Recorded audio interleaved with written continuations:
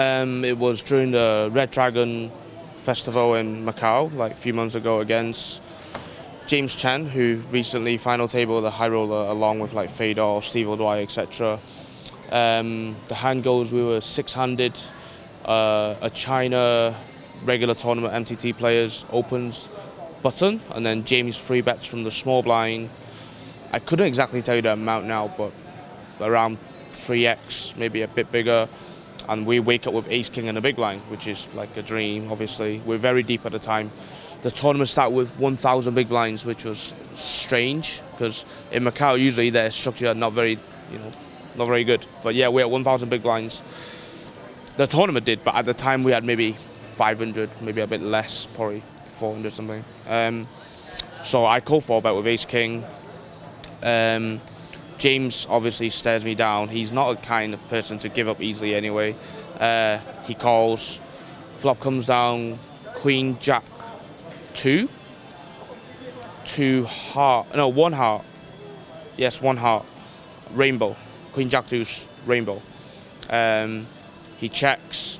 We decided to c-bet, which we probably shouldn't that often with ace king, because we got a bunch of showdown. Queen, jack hits his range quite a lot, but we decided to c-bet, which obviously you don't play well throughout, all the way. But yeah, we c-bet, and he check raised me, 2.5x, and at the time I'm thinking like, I'm pretty sure on that board no hands check raises me, like all his hands like ace queen, even pocket jacks, pocket queens, slow playing aces even though we blocked. Nothing value check raises us on the flop. So with ace king 2 over and a gut shot, we decided to call. We're king of heart as well. Turn comes a queen, which for me, or if I decide to call the flop, to turn is one of the better cards for me, because that means now his value range is even more narrow now. He's only got, really ace, queen and jacks.